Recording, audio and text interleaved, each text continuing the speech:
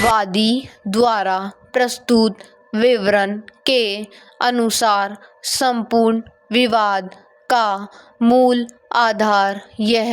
है कि स्वर्गीय नारायण प्रसाद द्वारा अर्जित एवं संचित प्रेतक संपत्ति, जिसमें कृषि भूमि, बगीचा, आवासीय भूखंड, पक्का मकान,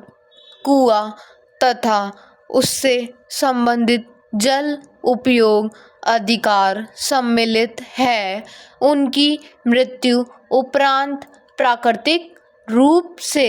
वादी तथा प्रतिवादी सहित सभी 6 उत्तराधिकारियों में समान अधिकार के रूप में विभाजित होने योग्य थी, किंतु प्रतिवादीगण ने कपटपूर्ण मंशा से संपूर्ण विरासत पर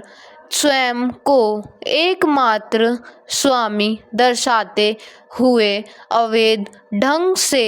कब्जा कर लिया है और अन्य वारिसों के अधिकारों को पूर्णतः नकारते हुए अनेक गलत एवं मनगढ़ंत दस्तावेज तैयार कर वैध उत्तराधिकार प्रक्रिया को बाधित किया है। पैरा वादी के अनुसार प्रतिवादीगण ने पिछले कई वर्षों से राजस्व रिकॉर्ड में हस्तक्षेप कर अपने प्रभाव एवं दबाव का उपयोग कर खसरा खतौनी तथा नामांतरण अभिलेखों में एक तरफा संशोधन करा लिए हैं। न तो वादी और न ही अन्य उत्तराधिकारियों को किसी चरण में सूचना या नोटिस प्रदान किया गया। प्रतिवादीगण द्वारा तैयार कराए गए कागजातों में कई प्रकार की विसंगतियां, ओवरराइटिंग, फर्जी हस्ताक्षर तथा आधारहीन तिथि परिवर्तन पाए गए हैं, जो स्वयं इस बात का प्रमाण है कि प्रक्रिया वैधिक न होकर कपटपूर्ण एवं दुर्भावनापूर्ण तरीके से संचालित की गई है। पैरा वादी यह भी आरोपित करता है कि प्रेतक मकान के आंगन, पशुशाला तथा पिछली ओर स्थित पुश्तैनी गोदाम पर प्रतिवादीगण ने अवैध निर्माण प्रारंभ कर दिया है और किसी भी पारिवारिक सदस्य को प्रवेश या निरीक्षण तक की अनुमति नहीं दे रहे।